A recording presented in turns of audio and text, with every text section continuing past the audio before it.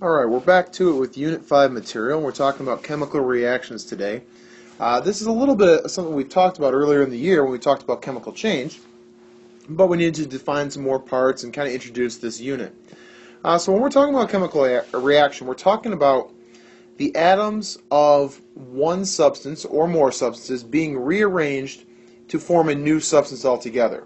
So we're not going to create nor destroy, we're simply going to rearrange. So another term for a chemical reaction is a chemical change. Big thing to keep in mind throughout this process is we're neither going to create nor destroy. And neither creating nor destroying matter and only rearranging it falls under the category of the law of conservation, something we've been talking about throughout this year and the fundamental basis for everything that we learn about in chemistry. Now when we're talking about a chemical reaction, we're talking about some specific parts. So when we look at this equation right here, what we have to the left of the arrow being the middle that separates everything here, are called our reactants. We can have one or multiple reactants. That's everything that you start with in a reaction. What you have to the right of the arrow are called the products.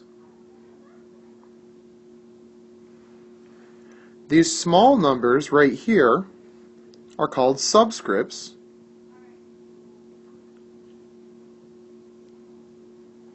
and the numbers that have to be inserted into the equation in order to not violate the law of conservation are called coefficients.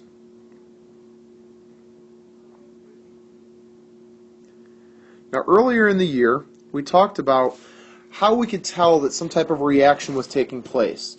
And there are really 5 pieces of evidence that will determine whether or not a chemical reaction is taking place, or will always be present when one's taking place.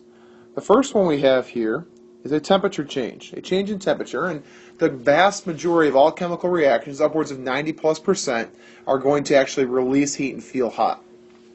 The second picture we have here is of a color change. Anytime a color change takes place, it almost always is an indicator of a chemical reaction. The third picture is the formation of a gas. Typically, a lot of our reactions are going to be taking place in the liquid solution form, and you would see that a gas is forming by the formation of bubbles. Fourth picture down here is the formation of a solid. This one's a little bit trickier to see. The dark blue that you have at the bottom of the test tube is a solid that forms by mixing these two liquids together. This is called a precipitate, and that is an important word to remember going into the test. The last piece of evidence that we have that dictates that a chemical reaction has taken place is the production of an odor, and that's down here in picture number 5.